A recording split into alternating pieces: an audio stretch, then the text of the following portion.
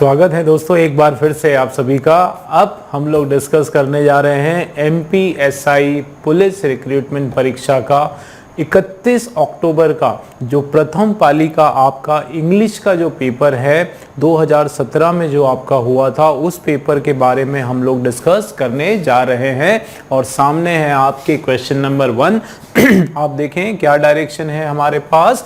Choose the appropriate article. First question, जो first 3-4 questions हैं हमारे आर्टिकल्स के ऊपर हैं। चलिए देख लेते हैं क्या लिखा हुआ है हमारा। First question, dash report was filed in dash neighboring police station where the incident had occurred। तो क्या बात हो रही है यहाँ पे कि एक डैश रिपोर्ट, एक कोई आर्टिकल आने वाला है। Report was filed in dash neighbouring police station, एक पड़ोस के पुलिस स्टेशन में वो रिपोर्ट क्या हुआ, फाइल हुई, मतलब लिखी गई। वेयर द इंसिडेंट, जहां पर कि वो इंसिडेंट हुआ है। अब दोस्तों देखो ये आर्टिकल का मैं आपको बताऊं, यहाँ पे क्या लिखा हुआ है, आर हमारा क्या है, कंसोनेंट वर्ड है। ठीक है, कंसोनेंट वाला अल्फाबेट है ना। इसका क्या मतलब है कि यहाँ पर या तो हमारे पास क्या आने वाला है, ए आने वाला है, या फिर हमारा क्या आएगा, द आएगा। ठीक है ना दोस्तों। तो अगर आर्टिकल के बारे में मैं आप लोगों को, मैं लास्ट पेपर जो हम लोगों ने डिस्कस किया था, 1 नवंबर का जो पेपर डिस्कस किया था, उसमें मैंने आप लोगों को बताया था डिटेल में कि आर्टिकल्स किस तरह से होते हैं। एक हमारा डेफिनेट आर्टिकल होता है, ठीक है ना, एक हमारा डेफिनेट आर्टिकल होता है, और दूसरे हमारे जो है इनडेफिनेट आर्टिकल है। ठीक है, तो डेफिनेट आर्टिकल में हम लोग क्या लगाते हैं दोस्तों, द, जिसमें हम लोग क्या कर देते हैं, एकदम निश्चित बना देते हैं उसको, है ना। तो द जो है किसी निश्चित वस्तु को निश्चित करने के लिए हम लोग द लगाते हैं। और आपके इनडेफिनेट के अंदर ए भी आता है और एन भी आता है, और इनका ए और एन का जो है मीनिंग एक के सेंस में आता है। हम जब एक दर्शाना हो तो हम लोग लगाते हैं, या फिर हमारा जो वाक्य है अनिश्चित है, एक जनरल सेंस में जब हम बात करें तो भी हम लोग ए और एन लगाते हैं। ठीक है, और ये आप लोग स्कूल टाइम से ही पढ़ते आ रहे हो कि ए कहाँ लगाना है और एन कहाँ लगाना है। तो ए हम लगाते हैं कहाँ पे दोस्तों, बिफोर कंसोनेंट साउंडिंग वर्ड्स। ठीक है, कंसोनेंट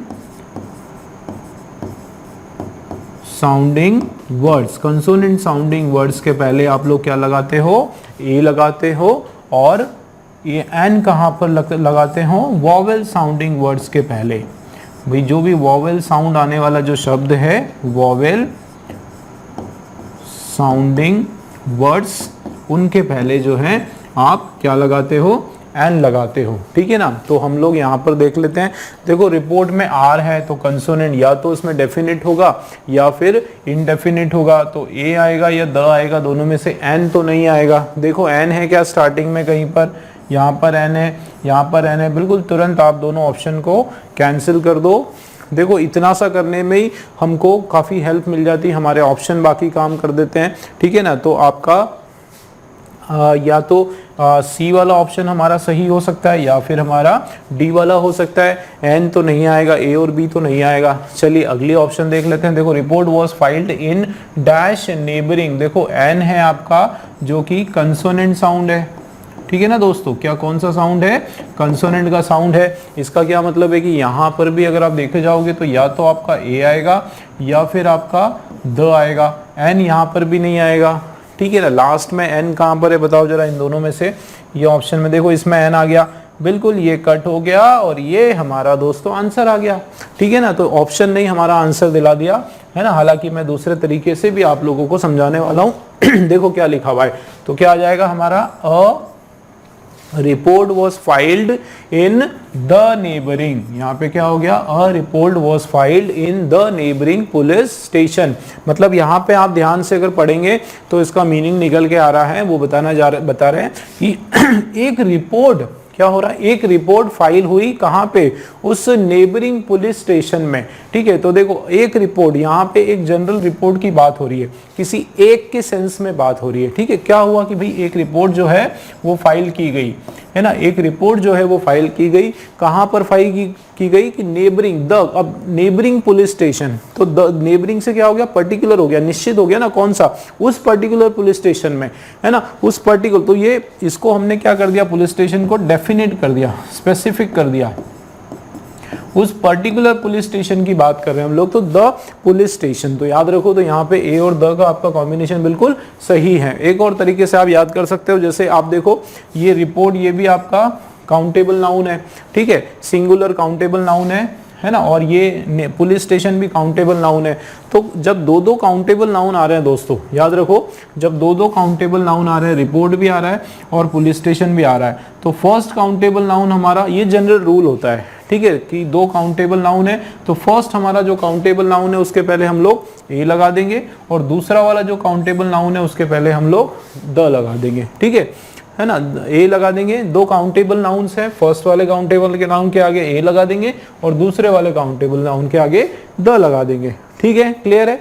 चलिए नेक्स्ट क्वेश्चन देख लेते हैं हम लोग, सेकेंड वाला क्या लिखा हुआ है, देखो आप, choose the appropriate article in the given sentence. Article हमको पता करना है, देखो क्या है, shopping for clothes proved to be dash traumatic experience for dash executive who went shopping abroad. ठीक है, क्या हो रहा है यहाँ पे, शॉपिंग की थोड़ी सी बात हो रही है कि shopping for clothes prove to be dash traumatic experience. तो कपड़ों की शॉपिंग जो है उनके लिए क्या साबित हुई, उनके लिए एक ट्रॉमेटिक एक्सपीरियंस, बहुत ही ट्रॉमा का मतलब होता है थकान भरा, है ना, थका देने वाला। तो ट्रॉमेटिक का मतलब होता है ये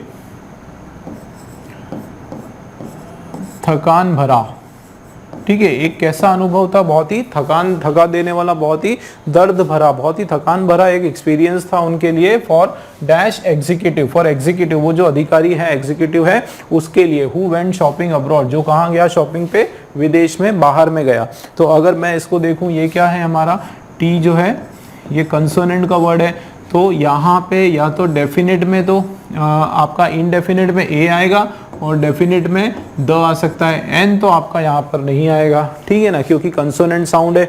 तो एन से स्टार्टिंग इसकी हो रही है, तो बी वाला आपका बिल्कुल क्रॉस आउट हो गया।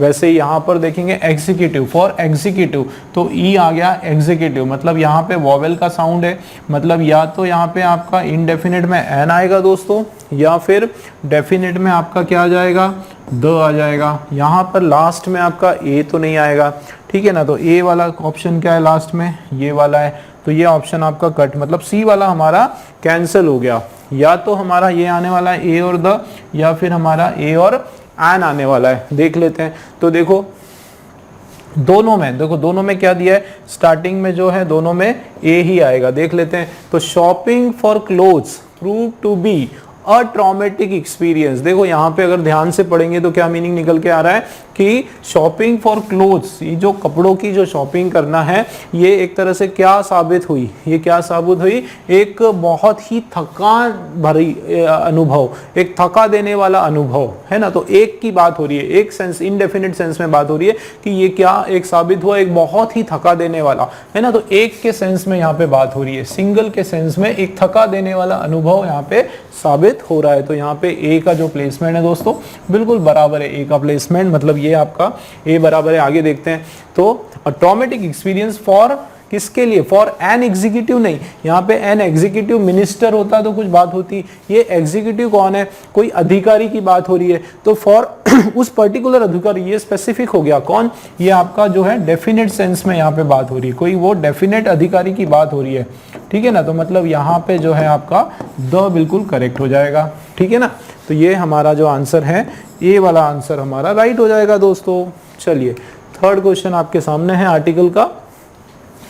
इन order to perform well, in order to perform well मतलब अच्छा परफॉर्म करने के लिए, यदि आपको जो है अच्छा परफॉर्म करना है तो क्या करना पड़ेगा, studying dash are before dash exam is not advisable, कि studying dash are before dash exams is not advisable, कि अगर आपको अच्छा परफॉर्म करना है तो आपको इतने आवर्स में के पहले इतनी एग्जाम्स में एडवाइजेबल नहीं है। इस तरीके से कुछ मीनिंग निकल के आ रहा है। आप देखो अगर हम फर्स्ट वाले ब्लैंक की बात करें, देखो आर दिया है, आर में दोस्तों एच आपका ना साइलेंट है, इसका साउंड आप देखो आर है ना, आर अगर अपन हिंदी में इसको देखें तो ये आर, ये वाला साउंड आ रहा है, मतलब अ का साउंड आ रहा है, मतलब जाहिर सी बात है ये क्या है हमारा, ये हमारा वॉवेल है, तो वॉवेल में है, मतलब इसका मतलब इनडेफिनेट अगर होगा, एक की बात होगी तो एन आएगा, और डेफिनेट होगा तो द आएगा, ए तो नहीं आने वाला है दोस्तों,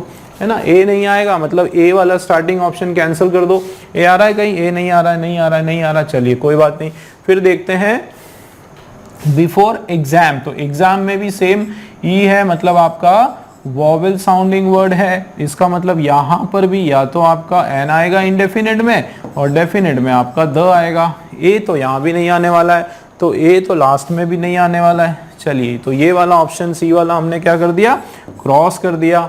अब देखते हैं, तो in order to perform well, है ना भाई, अच्छा परफॉर्म करने के लिए स्टडिंग आर बिफोर, तो स्टडिंग एक घंटे की बात हो रही है, एक घंटे के लिए पढ़ने की, स्टडिंग एन आर, है ना, एक की बात हो रही है यहाँ पे, एक वन की बात हो रही है, एक घंटे, है ना, तो ये आपका एक है, तो मतलब एन आपका बिल्कुल प्रॉपर हो गया। यहाँ पे कोई definite hour, studying the hour नहीं हो रहा है, studying the hour, studying an hour before, studying an hour before the exam is not advisable, है ना, तो बिफोर एन एग्जाम नहीं, बिफोर द, मतलब स्टडिंग एन आर, एक घंटे पहले, ये क्या बात हो रही है कि पढ़ाई के, मतलब एग्जाम जब आपकी है और आप उसके एक घंटे पहले ही पढ़ रहे हो, है ना, तो एग्जाम के एक घंटे पहले जो है पढ़ना वो एडवाइजेबल नहीं है, एक घंटे पहले आराम से रिलैक्स करो, एकदम कूल हो जाओ, क्योंकि जितना पढ़ा है उससे पहले वही सब आपको मेमोराइज करना पड़ता है ना, मतलब वो एक रिलैक्स माइंड होगा तो अच्छे से एग्जाम दे पाओगे। अब पता चला कि एग्जाम है एक घंटे बाद और आप बिल्कुल पढ़ने में लगे हुए हो तो कंफ्यूज हो जाओगे। तो यहाँ पे एन आर की बात हो रही है, ठीक है, तो अच्छा एन आर की बात हो रही है, तो एन आर, एन का है स्टार्टिंग में, देखो आप द नहीं आएगा, तो ये द कैंसल, बचा क्या दोस्तों, एक ऑप्शन ही बचा हमारे पास, क्या, एन आर। अच्छा, तो यहाँ पे भी एन आएगा, before an hour, before an exam is advisable. अच्छा, तो ये बिफोर द एग्जाम, तो कोई द लगा देता तो उस पर्टिकुलर एग्जाम के पहले, कौन सी, उस पर्टिकुलर एग्जाम जो वो देने जा रहा है, पर वो ऐसा नहीं, यहाँ पे एक जनरल सेंस में बात हो रही है, ये बात हो रही है कि अगर आपको अच्छा परफॉर्म करना है तो आप क्या करो, एक घंटे पहले किसी भी एग्जाम के नहीं पढ़ना है ना, किसी की भी एग्जाम, देखो क्या लिखा है, in order to perform well studying an hour before an exam, exam के पहले, नॉर्मली कोई भी एग्जाम के पहले पढ़ना ये जो है एडवाइजेबल नहीं है, ठीक है ना। तो दोनों में जो है आपका एन आन सही है दोस्तों, दोनों जो है आपके इनडेफिनेट के हैं, है ना, ये डेफिनेट सेंस में बात नहीं हो रही है। चलिए, क्लियर हुआ। नेक्स्ट क्वेश्चन आप देखो मैं ट्रिक्स भी आप लोगों को बता रहा था उसमें कि किस तरीके से ट्रिक कैसे लगाना है, ट्रिक भी मैंने बताया कि कहाँ पे एन द का कॉम्बिनेशन है, ए द का कॉम्बिनेशन है, और मैंने आपको मीनिंग वाइज भी उसमें समझाया, ठीक है। चलो, ये नेक्स्ट हमारा जो क्वेश्चन है प्रीपोजिशन का आ गया। इसमें देखो, choose the appropriate preposition from the given, इसमें से ढूंढना है। देखो क्या लिखा हुआ है, the flowers withered dash the hot sun, withered का मतलब होता है झड़ना, ठीक है, फूल जो है, पत्ते या फूल जो है क्या हो जाते हैं, वो झड़ जाते हैं, झड़ना या गिरना, गिर जाते हैं ना, झड़ना, तो वो उसकी बात हो रही कि फ्लावर्स जो है विदर्ड हो गए।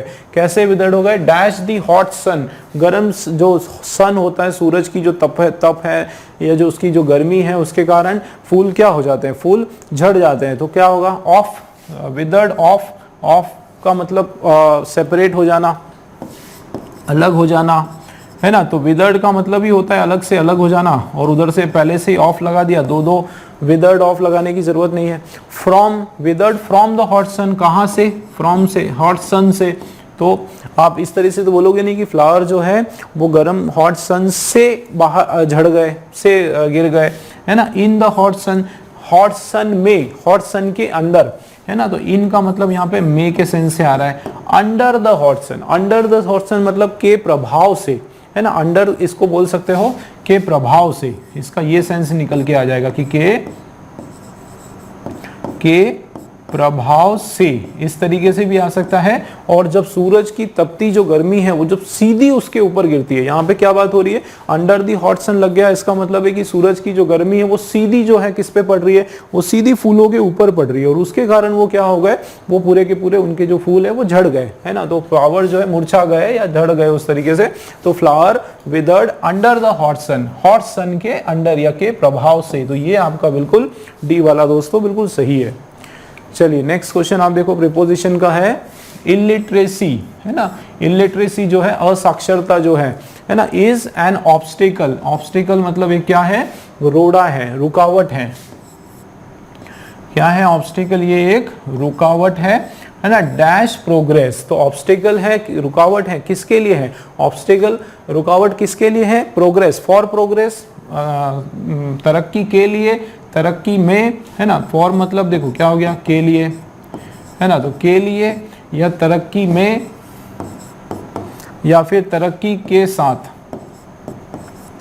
ठीक है ना, तरक्की के साथ या फिर तरक्की को या फिर तरक्की को।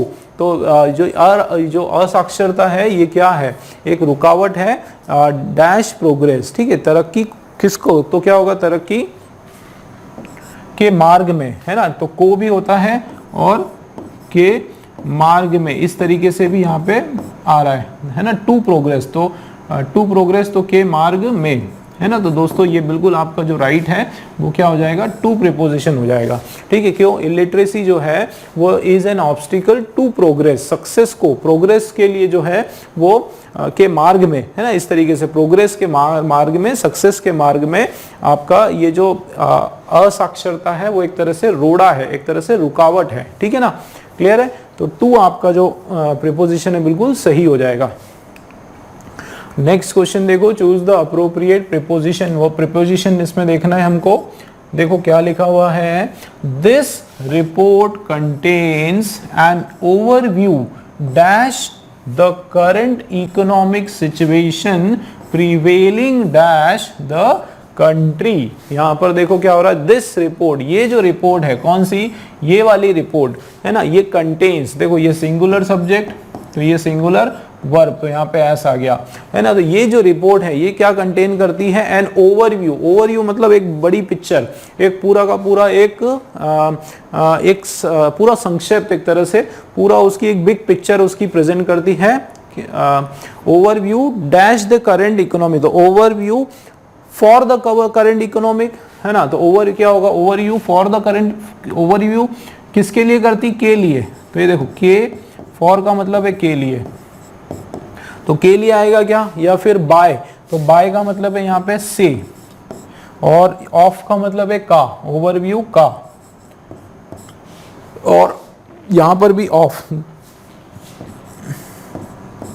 तो देखो क्या आएगा, के लिए आ सकता है क्या, देखो पहले वाले फर्स्ट वाला प्रीपोजिशन हम लोग देखते हैं। तो देखो दिस रिपोर्ट, ये जो पर्टिकुलर रिपोर्ट है ये कंटेन कर, ये इसके अंदर है क्या, एक पूरा बड़ी बड़ी पिक्चर है, किसकी, है ना, किसकी बड़ी पिक्चर है, करंट इकोनॉमिक सिचुएशन की। एक पूरे करंट इकोनॉमिक सिचुएशन जो अभी का हमारा जो इकोनॉमिक सिचुएशन है उसकी पूरी की पूरी एक पूरा एक खाका है, एक बड़ी पिक्चर है। तो का के सेंस में बात आ रही है, मतलब ऑफ आएगा दोस्तों, क्या आएगा, ऑफ आ सकता है आपका, फॉर नहीं आएगा, बाय नहीं आएगा। मतलब आपका ए और बी वाला ऑप्शन जो है वो क्या हो गया, क्रॉस आउट हो गया। अब दूसरा देख लेते हैं। तो ओवरव्यू, एक चीज तो समझ में आ रही है कि क्या आ रहा है यहाँ पे, ओवरव्यू ऑफ हमारा सही जा रहा है। तो देखो कंटेन्स एंड ओवरव्यू ऑफ, किसका ओवरव्यू, एक करंट इकोनॉमिक सिचुएशन का overview, prevailing dash the country. तो जो कि प्रिवेलिंग हो रही है, मतलब जो कि फैलती जा रही है ना, फैलती जा रही है। प्रिवेलिंग का मतलब फैलना, तो वो फैलती जा रही है, डैश द कंट्री, कहाँ, देश पर या देश में। भाई देश तो बहुत बड़ा है ना, तो देश में पूरे पूरे देश के अंदर फैलने की यहाँ पे बात हो रही है। तो एट नहीं आएगा, क्या हो जाएगा आपका, in the country. Prevailing in आपका जो है प्रीपोजिशन बिल्कुल सही हो जाएगा। एट कब होता है, जब हम किसी एकदम पिन पॉइंट, किसी स्पेसिफिक लोकेशन की बात करते हैं, छोटी जगह की बात करते हैं, तो वहां पे एट लगाते हैं। इन हमारा जो है कंट्री के लिए बिल्कुल सही हो जाएगा दोस्तों। चलिए क्लियर है।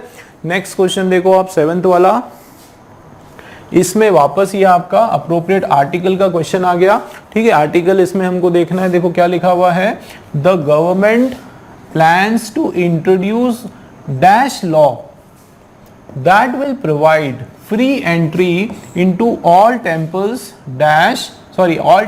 इन डैश साउथ। तो यहाँ पे देखो the government plans to introduce, भाई गवर्नमेंट जो है, सरकार जो है एक प्लान कर रही है, क्या प्लान करती है, टू इंट्रोड्यूस करने के लिए डैश लॉ, एक कानून है ना, एक कानून। देखो देखो अभी से मैंने जैसे हिंदी में समझाया उसमें ही समझ में आ रहा है कि गवर्नमेंट प्लान टू इंट्रोड्यूस एक कानून, एक के सेंस में यहाँ पे बात हो रही, जाहिर सी बात है, मतलब यहाँ पे कोई ना कोई इनडेफिनेट आएगा, क्या आएगा, इनडेफिनेट आपका आर्टिकल आने वाला है, ठीक है। देखो मैं बोलने में समझाने में ही समझ में आ रहा है, देखो कि गवर्नमेंट जो है प्लान कर रही है एक कानून, है ना, इंट्रोड्यूस अ लॉ, ठीक है। तो आने वाला है, तो खैर अभी मैंने एक्सप्लेनेशन में बता दिया, लेकिन मैं दोनों ऑप्शन रखता हूं आपके सामने, भी और द भी रखते हैं। देखो उस तरीके से भी हम लोग करेंगे, है ना।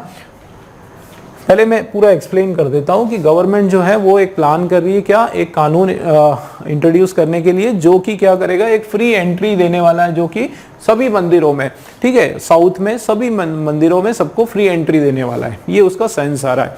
अब चलिए देख लेते हैं हम लोग, ट्रिक के हिसाब से भी देख लेते हैं। आप देखो शुरू क्या है, एल है, एल है मतलब कंसोनेंट है, भाई एल मतलब क्या हो गया, कंसोनेंट है। अब दोनों चीजें दोस्तों, अगर इनडेफिनेट आया तो आपका ए आएगा, ठीक है ना, और अगर मान लो हम दोनों ऑप्शन रखते हैं, ठीक है ना, मान लो डेफिनेट आया तो आपका द आएगा, एन तो यहाँ पे आने वाला नहीं है ना, एन के लिए तो वोवेल साउंड चाहिए, तो एन वाला हटा दो, हमारा स्टार्टिंग में एन का है, ये देखो एन एन दोनों ऑप्शन आपके बाहर हो गए, ठीक है ना। अब आगे देखते हैं इस पे, तो देखो that will provide free entry into all temples dash in dash south, तो साउथ में ये वापस आपका कंसोनेंट साउंड है, मतलब यहाँ पर भी या तो ए आएगा या फिर द आएगा, ठीक है ना। तो ए और द आएगा, मतलब सेकेंड ऑप्शन में ए और द होना चाहिए, एन नहीं होना चाहिए, एन इसके अंदर, ये तो पहले ही कैंसिल कर दिया, ए द ये तो खत्म, मतलब ए और द।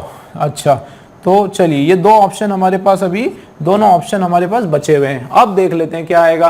तो देखो आप, the government plans to introduce, जैसे कि मैंने बताया कि गवर्नमेंट जो है एक प्लानिंग कर रही है, क्या प्लानिंग कर रही है, एक कानून बनाने की। देखो इंट्रोड्यूस द लॉ, अगर मैं बोलता the law that will free entry, वो लॉ मतलब वो लॉ जो पहले से बना हुआ है, अगर मैं द लॉ लगा देता तो एक निश्चित कानून की बात हो जाती, यहाँ पे एक कानून की बात हो रही है, निश्चित कानून नहीं, एक की बात हो रही है, तो यहाँ पे अ जो है आपका बिल्कुल अप्रोप्रिएट होगा, अ लॉ, ठीक है ना।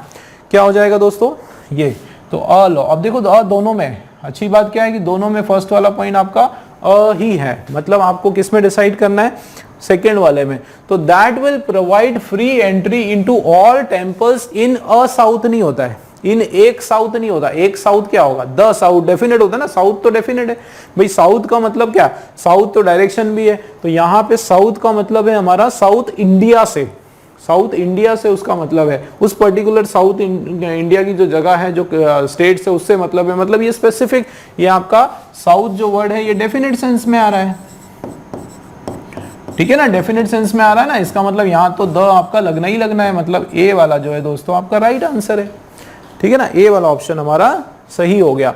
चलिए नेक्स्ट क्वेश्चन देखते हैं।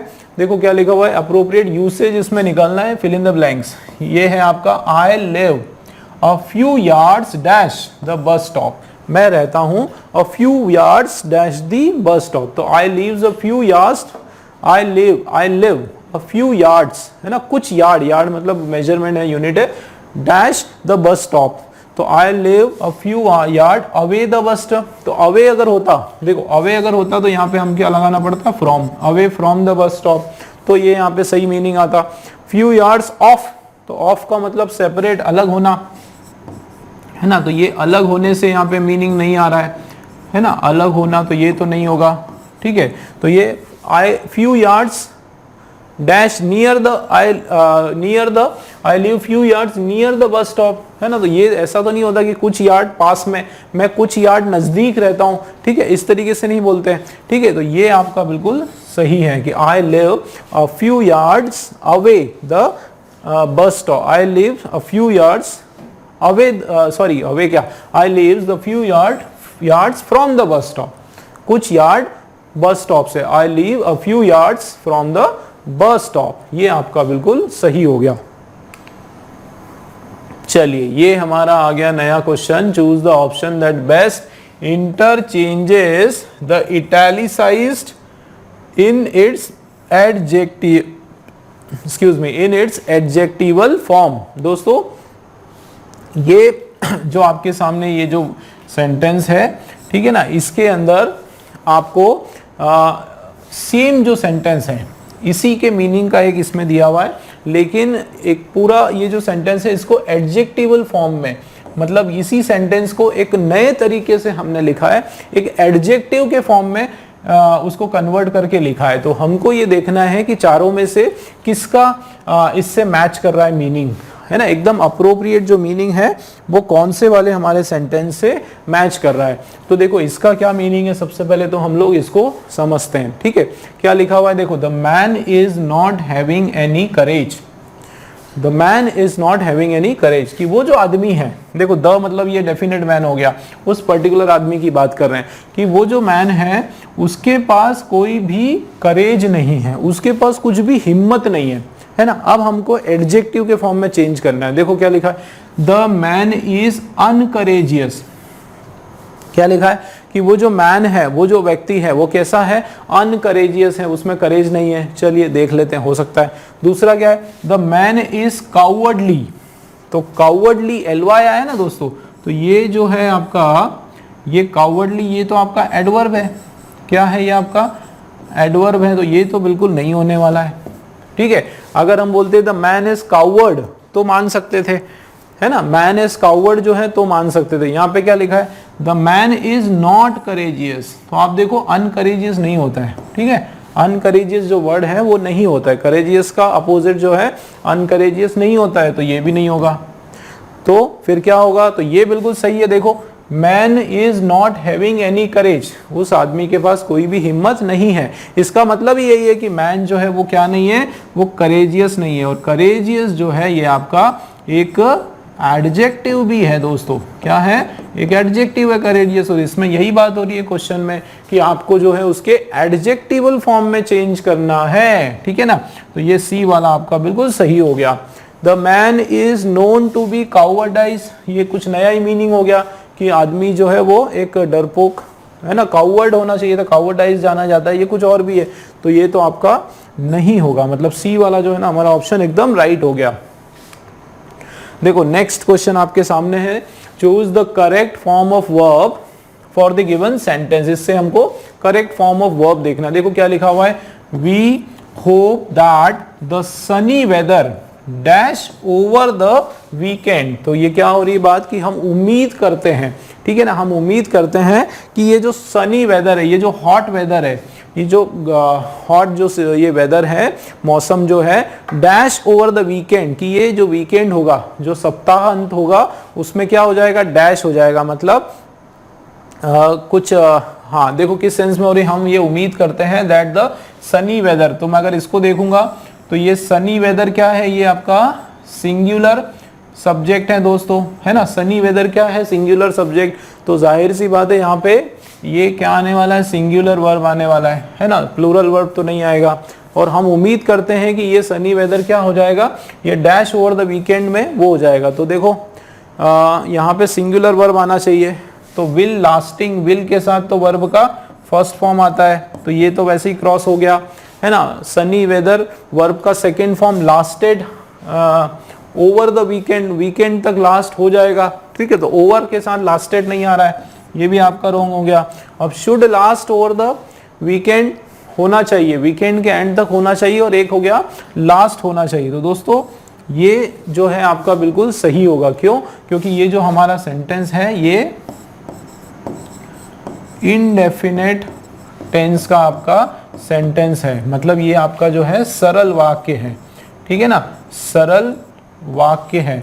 देखो कोई रूटीन का जब हम काम करते हैं, कोई हैबिचुअल चीजें होती है, यहाँ पे देखो टेंस की बात नहीं हो रही है। वी होप, हमको उम्मीद है कि जो सनी वेदर है ये क्या हो जाएगा, लास्ट, है ना, ये sunny weather last over the weekend, कि ये जो हफ्ता आते आते क्या हो जाएगा, वीकेंड आते आते क्या हो जाएगा, वो खत्म हो जाएगा, ठीक है। तो ये लास्ट कोई देखो ये सिंपल सरल वाक्य हम कब लगाते हैं, जब हम किसी रूटीन वर्क की बात करें, कोई रूटीन वर्क या एक्टिविटी की बात करें, या कोई हैबिचुअल, है ना, हैबिचुअल वर्क की बात करें, या कोई रेगुलर वर्क, है ना, कोई रेगुलर वर्क की बात करें या एक्टिविटी की बात करें, है ना, जो टेंस पे, जो टाइम पे डिपेंड नहीं करती है, इसीलिए तो उसको इनडेफिनेट है, किसी टाइम पे डिपेंड नहीं कर रही है, तो ये सेंटेंस में आपका ए वाला जो है वो एकदम प्रॉपर हो जाएगा दोस्तों। ठीक है, क्लियर है। चलिए नेक्स्ट क्वेश्चन देखते हैं। चलिए क्वेश्चन नंबर 11 हमारे सामने है, choose the correct form of verb. इसमें भी हमको वर्ब चूज करना है। देखो क्या लिखा हुआ है, I wanted to dash the actor but my car broke down. ठीक है दोस्तों, ब्रोक डाउन का मतलब होता है मेरी कार जो है वो खराब हो गई। ठीक है, ब्रोक डाउन का मतलब हो जाता है खराब होना। ठीक है, और ये आपका जो है दोस्तों फ्रेजल वर्ब है। ठीक है ना, ब्रोक डाउन जो है वो क्या है आपका, एक फ्रेजल वर्ब है। ठीक है ना, आपका एक फ्रेजल वर्ब है और ब्रोक डाउन का मतलब होता है खराब होना। और जनरली याद रखना दोस्तों, देखो एक्स्ट्रा चीजें मैं थोड़ी सी आप लोगों को बता रहा हूँ कि ये जो ब्रोक डाउन खराब होना, ये जनरली किस चीज के लिए यूज करते हैं हम लोग, किसी भी व्हीकल के लिए हम लोग इसको इस्तेमाल करते हैं। ठीक है ना, तो चलिए अब इस पर आ जाते हैं, हमको एक प्रॉपर वर्ब देखना है। तो देखो आई वांटेड टू, दोस्तों टू आया, याद रखना टू आया, हमेशा टू आया तो उसके बाद वर्ब का फर्स्ट फॉर्म आने वाला है। ठीक है ना, ये बिल्कुल दिमाग में बिठा लो आप लोग। तो वर्ब का फर्स्ट फॉर्म आने वाला है बी और मीटिंग। ठीक है, यहाँ पे क्या लिखा है मीटिंग, ये तो B1 ING हो गया। ठीक है ना, यहाँ पर आप देखो मीट हो गया और यहाँ पे हैव हैज तो यहाँ पे आने वाला नहीं है, तो जाहिर सी बात है I wanted to be meeting, तो to be meeting the actor, I wanted to be meeting the actor but my car broke down, तो यहाँ पे बी मीटिंग नहीं होगा। ठीक है, I wanted to be going to, तो ये कंटिन्यूशन की यहाँ पे कोई बात नहीं हो रही है। आई वॉन्टेड टू मीट आपका जो है यहाँ पे डायरेक्ट सही हो जाएगा। ठीक है ना, तो ये क्योंकि ये जो है ना बी आपका क्या है, ऑक्सिलरी वर्ब है ना, तो ऑक्सिलरी वर्ब यहाँ पर नहीं आएगा। कभी भी टू आता है तो उसके बाद सीधा आपका मेन वर्ब आता है। क्या आता है दोस्तों, सीधा आपका मेन वर्ब आता है और मेन वर्ब का जो है फर्स्ट फॉर्म आता है, तो मीट जो है वो आपका एब्सोल्युटली करेक्ट हो जाएगा। नेक्स्ट क्वेश्चन देखो 12th वाला हमारा, इसमें हमको जो है correct form of adverb choose करना है। देखो क्या लिखा हुआ है कि we all want dash just government. यहाँ पे जस्ट गवर्नमेंट, जस्ट गवर्नमेंट का मतलब होता है ईमानदार गवर्नमेंट। क्या मतलब होता है, जो हमको जस्टिस कर सके, जो हमको न्याय दे सके, है ना, तो न्यायपूर्ण आप इसको ईमानदार, ठीक है, इस तरीके से आप इसको समझें, या फिर न्यायोचित, है ना, जिसको बोलते हैं कि न्यायोचित सरकार हमको चाहिए। ऐसी सरकार जो न्याय करती हो, है ना, उसको कहते हैं जस्ट गवर्नमेंट। अब यहाँ पे क्या है, वी ऑल वांट अ, हम सभी को चाहिए क्या, न्यायोचित सरकार। तो अब आप देखो कि जस्ट गवर्नमेंट, न्याय उचित। अब देखो दोस्तों, ये जो जस्ट आपका जो वर्ड है ये आपका एडजेक्टिव है। ठीक है ना, जस्ट हमारा क्या हो जाएगा, एडजेक्टिव। क्यों, क्योंकि आप देखो गवर्नमेंट जो है ये हमारा हो गया नाउन। ठीक है ना, गवर्नमेंट हमारा हो गया नाउन और जस्ट जो है वो है हमारा एडजेक्टिव। और जाहिर सी बात है इस एडजेक्टिव को और डिफाइन करने वाला जो वर्ड है वो क्या हो जाएगा आपका, एडवर्ब हो जाएगा। तो ये हमारा क्या है, ब्लैंक एडवर्ब है, यहाँ पे लिखा भी है एडवर्ब। चलिए तो कौन कौन से एडवर्ब है, मतलब यहाँ पे मीनिंग का आपका क्वेश्चन है। एक होता है थॉरोली, फिर आपका है सिंपली, और ये है परफेक्टली, और यहाँ पे फुल्ली। तो थॉरोली का मतलब होता है एक ऐसी गवर्नमेंट जो आखिरी तक चले, जो लंबे समय तक चले, उसको बोलते हैं थॉरोली। ठीक है, परफेक्टली जो वर्ड है, मतलब थॉरोली का अगर मैं एग्जैक्ट इसकी बात करूं तो इसका मीनिंग होता है केयरफुल एंड कंप्लीट। ठीक है, केयरफुल एंड कंप्लीट, ऐसी सरकार जो बहुत ही सावधानी पूर्ण चलती हो और बहुत ही पूर्ण हो, कंप्लीट हो, उसको बोलते हैं थरोली। सिंपली का मतलब होता है केवल वही, सिंपली के सेंस में अगर मैं बात करूं तो नथिंग मोर, जस्ट, है ना, मतलब सिंपली का मतलब होता है नथिंग मोर, जस्ट इसका मतलब है आपका कि उसके अलावा कुछ नहीं, बिल्कुल वही होना चाहिए, सिंपली जस्ट गवर्नमेंट। इसका क्या मतलब है कि we want simply just government. अगर मैं सिंपली लगाता हूं तो देखो मीनिंग क्या हो जाएगा कि हमको केवल न्यायोचित गवर्नमेंट चाहिए और कुछ नहीं चाहिए बस, और कोई कैरेक्टर नहीं होना चाहिए, है ना, उस तरीके से बात हो रही है क्या, मतलब बहुत ही लिमिट हो जाता है। ऐसा हो जाता है कि ऐसी गवर्नमेंट जो केवल जस्ट हो, जस्टिस करती हो, है ना, उसके अलावा कुछ भी नहीं, तो उस तरीके से। उसके अलावा वी वांट थोरोली का मतलब होता है कि पूर्ण गवर्नमेंट चाहिए हमको, एक पूर्ण सरकार चाहिए, एक पूर्ण रूप से जो कंप्लीट हो अपने आप में, उस तरह की सरकार चाहिए। और फुल्ली जस्ट गवर्नमेंट, फुल्ली का मतलब भी होता है पूर्ण, है ना, पूरी तरीके से एक जस्ट गवर्नमेंट चाहिए। और एक होता है आपका परफेक्टली का मतलब होता है हर प्रकार से पूरी प्रकार से जो है परिपूर्ण हो, हर प्रकार से न्यायोचित भी हो, और दूसरे एंगल से भी वो एक अच्छी सरकार हो। तो परफेक्टली जो एक ऐसा वर्ड है दोस्तों आपका जिसमें पूरी सारी क्वालिटीज उसकी आ जाती है। तो परफेक्टली जो हमारा वर्ड है वो हमारा बिल्कुल सही हो जाएगा, ठीक है ना। देखो परफेक्टली का मतलब आपका एब्सोल्यूटली, ठीक है ना, एब्सोल्युटली या पूरी तरीके से। तो जो सबसे मोर अप्रोप्रिएट जो वर्ड है यहाँ पे जस्ट के साथ लगना है, वो हमारा परफेक्टली वर्ड जो है बिल्कुल सही लग जाएगा। बाकी वर्ड का भी मीनिंग आता है लेकिन कुछ ना कुछ वो इनकम्प्लीट सेंस हमको दे रहा है। चलिए नेक्स्ट क्वेश्चन देखते हैं 13th वाला। हमको इसमें भी करेक्ट एडवर्ब हमको देखना है। देखो क्या लिखा हुआ है, आई ईट माई लंच डैश। देखो आई ईट माई लंच डैश, ये जो पर्टिकुलर सेंटेंस है आप देखो इसके अंदर वर्ब का सेकंड फॉर्म है, मैंने अपना लंच खाया। ठीक है, कैसे खाया, डैश खाया। तो मैंने अपना लंच गुडली खाया।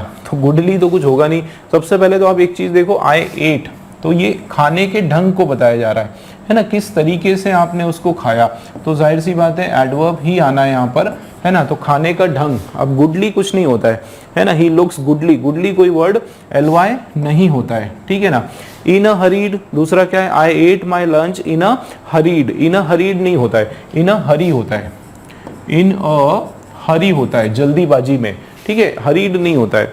उसके बाद विथ रेवरेंस, क्या लिखा हुआ है यहाँ पे, विथ रेवरेंस। तो रेवरेंस का मतलब होता है कि बहुत दुखी आत्मा से, दुखी मन से। रेवरेंस का मतलब है बहुत ही दुखी होके, है ना, दुखी होकर, उस सेंस में बहुत ही कलपते हुए, जिसको बोलते हैं ना, दुख करते हुए, बहुत ही बुरा लगाते हुए, उस तरीके से मैंने अपना लंच खाया, वैसे तो नहीं होगा।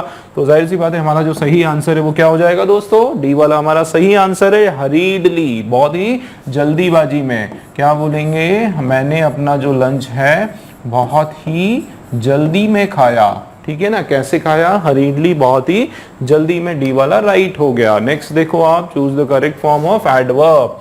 देखो क्या है, डैश इट डजंट मैटर। देखो क्या हो रहा है, it dash it doesn't matter, ये कोई मैटर नहीं करता है। अब ये देखो मैटर के बारे में बात हो रही है ना, मैटर करना, तो ये आपका क्या है, डैश इट डजंट मैटर। तो ये जो वर्ड है दोस्तों, देखो एक चीज मैं आप लोगों को बताता हूँ एक्स्ट्रा इसमें, कि ये जो भी आपके एडवर्ब लगे हुए, ये एडवर्ब जो है आपका पूरे के पूरे सेंटेंस को डिफाइन कर रहे हैं, पूरे सेंटेंस के को एक तरह से क्वालिफाई कर रहे हैं, है ना। देखो यहाँ से लेके यहाँ तक पूरा आपका ये क्या है, सेंटेंस, ठीक है ना। तो ये जो एडवर्ब्स हैं ये पूरे सेंटेंस को क्वालिफाई कर रहे हैं। इसीलिए मैंने बताया था कि एडवर्ब्स जो होते हैं ना, एडवर्ब्स आपके किस किस को क्वालिफाई करते हैं, ध्यान दो। एडवर्ब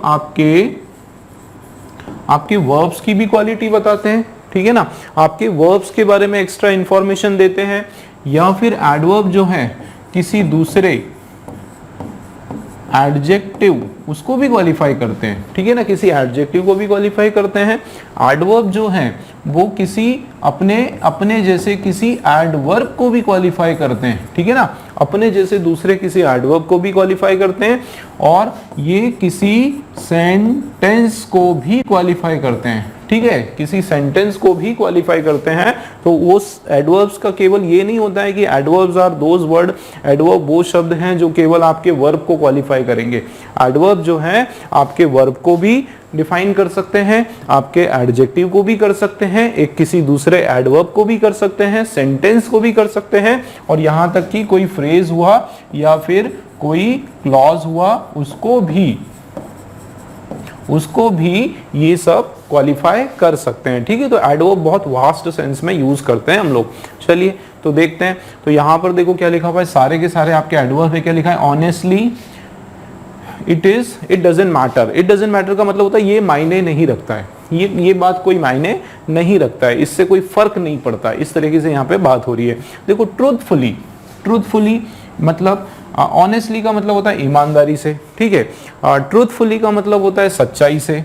ग्रेटफुली मतलब महान तरीके से, एकदम बहुत महान तरीके से। और एबंडेंटली मतलब परिपूर्ण, पूर्ण रूप से, पूर्ण तरीके से, है ना, पूर्णतः बोलते हैं ना, पूर्णतः इस तरीके से, पूर्ण तरीके से, है ना। ट्रूथफुली मतलब सच्ची तरीके से, और ऑनेस्टली, ग्रेटफुली कौन सा लग रहा है आप बताएं भाई। ऑनेस्टली इट डजंट मैटर, यहाँ पे ऑनेस्टली जो है ये बिल्कुल आपका सही वर्ड लग रहा है। कैसे, देखो ऑनेस्टली मतलब बोलते हैं ना हम लोग बोलचाल की भाषा में कि देखो भाई सच बोलूं तो मुझे इससे कोई फर्क नहीं पड़ता कि लोग मुझे क्या कहें, है ना। तो इसको बोल सकते हैं honestly it doesn't matter what people thinks about me.